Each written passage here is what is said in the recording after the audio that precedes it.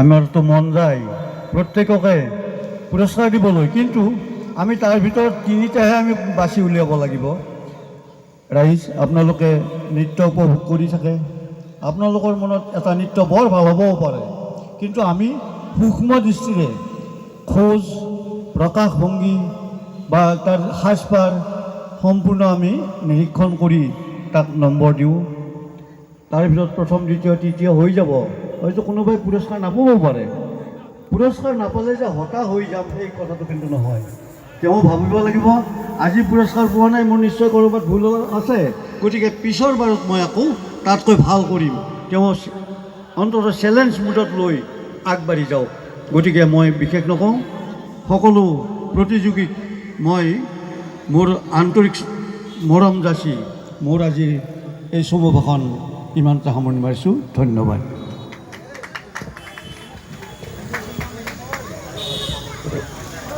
শ্ৰদ্ধাভাজন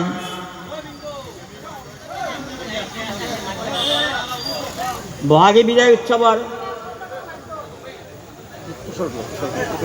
কৰ্মকৰ্তা তথা কীৰ্তিমান ব্যক্তিসকল, মোৰ বয়স হ'ল টাইগাৰ ক্লাবৰ জন্ম আজি বহু বছৰ আগত। তেতিয়াৰে পৰা টাইগাৰ ক্লাবৰ লগত মই জড়িত। আজি আমাৰ উদীয়মান দীক্ষিত ডেকা আহি আছে, ভাল পাইছোঁ।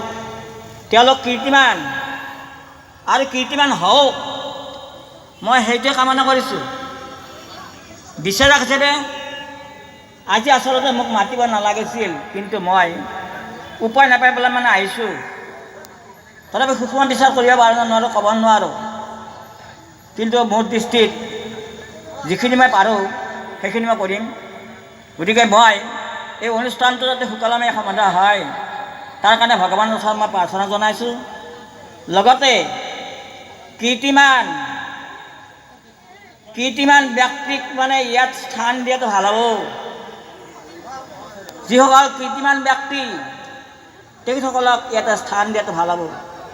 গতিকে যিখিনি পাৰোঁ সূক্ষ্ম বিচাৰ কৰাৰ কাৰণে চেষ্টা কৰিম, আৰু এইটোকে কামনা কৰি মই মোৰ বক্তব্য সামৰণি মাৰিছোঁ। ধন্যবাদ। ধন্যবাদ। এইবাৰ আমি মঞ্চলৈ আগবঢ়াব ওলাইছোঁ পঞ্চতীৰ্থ বাদ্যযন্ত্ৰীৰ দল। তেখেতসকলক আমি মঞ্চলৈ আহিবলৈ অনুৰোধ জনাইছোঁ। ইয়াৰ পিছতে আমি আধুনিক নৃত্য প্ৰতিযোগিতা আৰম্ভ কৰিম। যিসকল প্ৰতিযোগীয়ে এতিয়াও আহি পোৱা নাই তেখেতসকলক আমি অনতিমৰণে আমাৰ মঞ্চৰ ওচৰত আহিবলৈ অনুৰোধ জনাইছোঁ।